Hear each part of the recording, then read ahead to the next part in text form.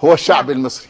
طيب أنا هستأذن حضرتك، إحنا حاليا في الجيزة، سيادة اللواء محمد إبراهيم وزير الداخلية بيتفقد اللجان في الجيزة، وده نظرا الحقيقة لأن يعني كل الأخبار بتقول إن أكثر الشكاوى وأكثر التجاوزات محافظة الجيزة كانت بتأتي في المرتبة الأولى، وده ربما أيضا لأن يعني كان فيها كثافة عددية جدا من حيث الإقبال ونسبة التصويت، من الواضح إن فيها كانت مرتفعة جدا. إحنا النهاردة كان معانا الحقيقة صورة مباشرة وخاصة للحياة الآن زي اللي بنتابعها الآن مع حضراتكم على الشاشة. كانت اللجان يعني مكتظة على الآخر، الأعداد كانت كبيرة جدا في كل اللجان، إقبال من السيدات وإقبال من الرجال في مختلف لجان محافظة الجيزة. ومن الواضح أن سيادة اللواء محمد إبراهيم حاليا بيتابع وبيتفقد بالفعل سير العملية الانتخابية بنفسه في محافظة الجيزة، ربما للوقوف على التجاوزات والخروقات المختلفة اللي وردت أنها حدثت في المحافظة.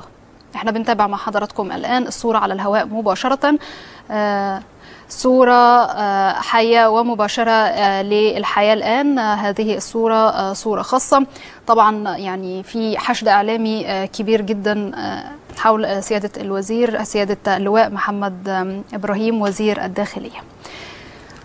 مكملين ومتابعين مع حضراتكم. يعني أعتقد سيادة المستشار التجاوزات والمشادات هذا أمر متوقع ولا يمكن استبعاده، ولكن المهم أن يوضع في حجمه الصحيح وفي أقل ما يمكن من نتائج، خاصة أن محافظة الجيزة يعني يمكن من تاني المحافظات من حيث الكثافة العددية. وأنا قلت بالأمس في أحد البرامج أنني أتوقع أن الشعب المصري سوف يفجر مفاجأة للعالم أجمع بنسبة التصويت.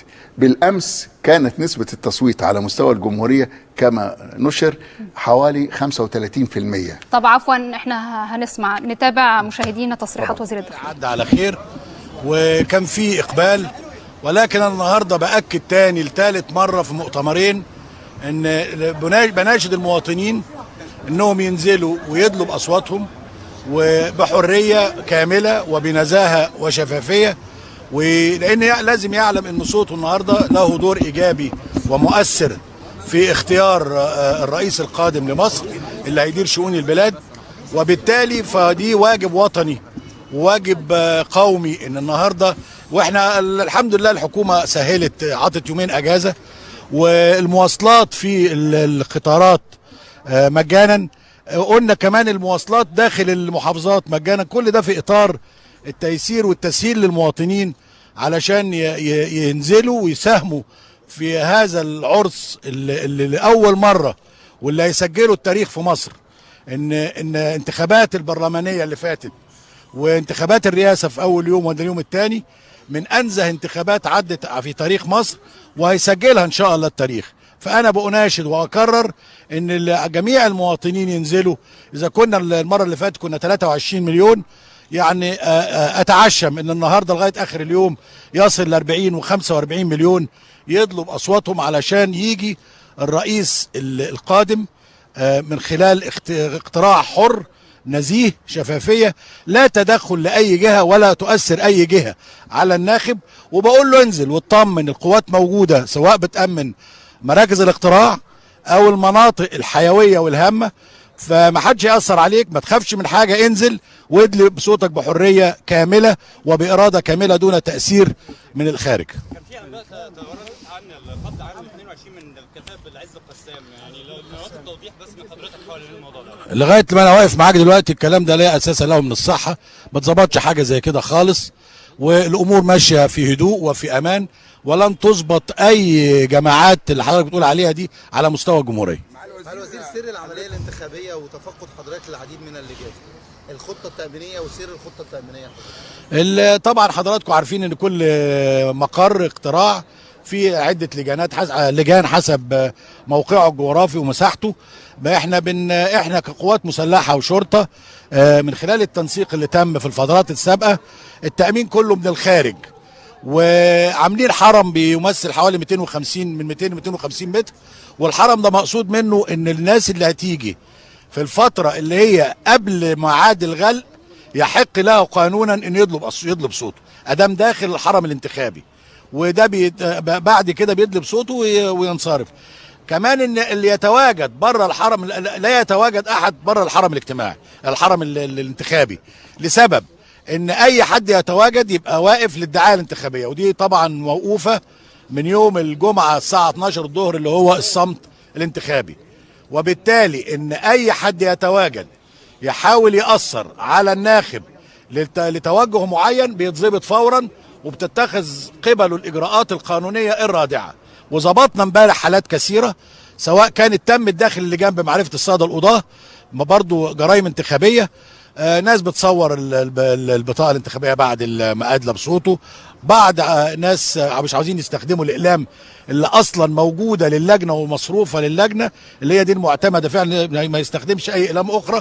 ظبطنا بره لابتوب، ظبطنا بره بعض ناس كان في دايره يمكن المسكي كان واقف بيدي بيقول له ادي لفلان، وظبطناه وهو كان مش مصري عربي، واتظبط واتخذت ضده اجراءات القانونيه تماما يعني. معالي الوزير بالامس عن اختراق لاحد انصار المرشحين للمطابع الاميريه ومحاولته تسويدها لصالح المرشح الخاص بيه. هو على فكره الموضوع ده هو موجود، بس موضوع ما انا هقول لحضرتك لا لا لا لا لا, لا. هو بعض البطاقات الاقتراع يعني هي حاجه محدوده جدا، وكان متاشر على بعض البطاقات.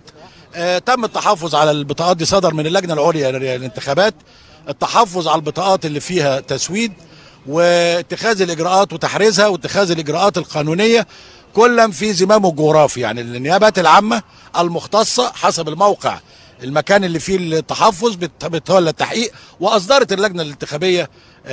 احنا من جانبنا كجهاز امن بنفحص الظروف والملابسات اللي ادت لكده، وايه اللي يعني ازاي جت العمليه دي، وموجودين حاليا بيفحصوا. سياده الوزير ما تردد ايضا بالامس عن دخول سيارات لمعسكرات الامن المركزي في الاسكندريه وخروجها محمله بافراد مدنيين للادلاء باصواتهم لصالح احد المرشحين. على فكره انا بعد ما عرفت الخبر ده كلفت مدير امن اسكندريه اللي هو خالد غراب، طلع عمل مداخله ونفى الكلام ده وقال الكلام ده عاري من الحقيقه.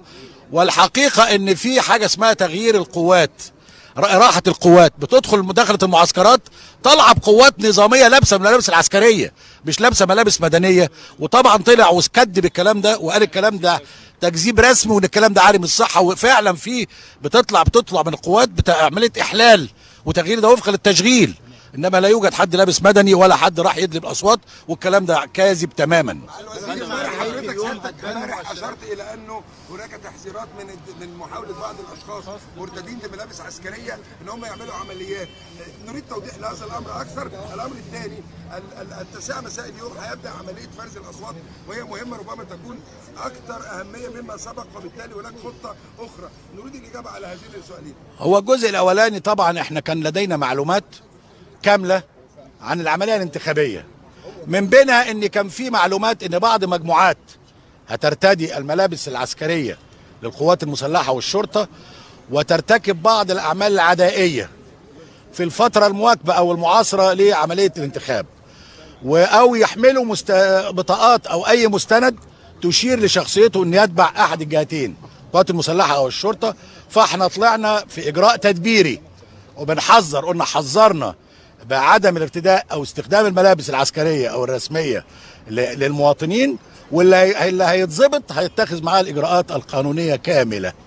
بالنسبه للجزء الثاني حضرتك اللي هو احنا طبعا انا امبارح انا قلت عموما الاعاده دايما بتبقى شرسه، لان خلاص زي ما ماتش بتلعب فاينل واحد لازم يعدي، فهتبقى اكثر شراسه. واحنا حطينا في اعتباراتنا الحقيقه، واحنا بنحط خطه تامين بالتنسيق مع القوات المسلحه ان احنا يبقى الخدمات لاسوأ الظروف، من بينها زي ما حضرتك بتقول وقت الفرز يحصل حاجه متامنه المراكز الاقتراع لغايه لما اللجان تفرز وتعلن نتائج. والحقيقه بعد كده في خطه تاني بقوات اخرى هتامن المناطق الجغرافيه، وفي توجيهات للساده مدير الامن بالكلام ده. قوات اخرى هتامن ما بعد انتهاء الفرز واعلان النتائج ومردوداتها الايجابيه او السلبيه في الشارع المصري.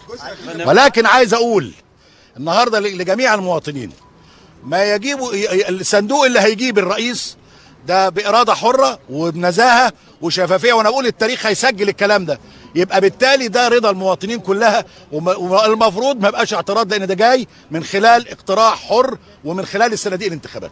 فندم، البعض يرفض شرعيه الصندوق على اي احد ياتي بعد ذلك، وهناك دعوات للنزول الى الميادين عقب اعلان النتائج.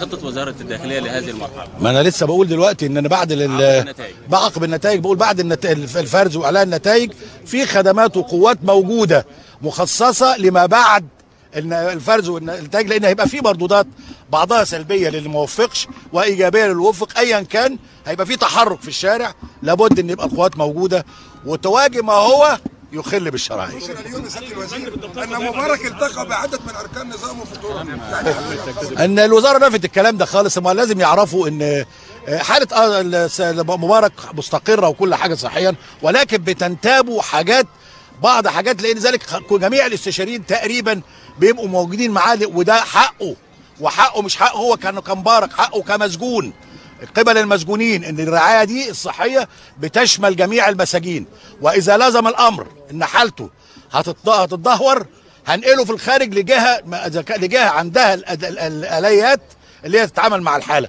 وفقا برضو لاي مسجون. اي مسجون بيشتكي من حاجه والامكانيات لا تسمح ان تعمل في السجون، بنخرجه على طول يعمل بره، وده حقه، والرعايه الصحيه حقه. اما هو بقى يعني قليل الحركه وقاعد في مكانه ولا التقى بحد، واحد الوزاره طلعت الحقيقه وكدبت الكلام ده، قال لك قاعدين جوه ده راجل يعني مش عارف يعني انا بيجيبوا الكلام ده منين. اول مره تشوف مستوردين بيشتغلوا ولا ايه؟ خد المايك بتاعنا، خد المايك بتاعنا.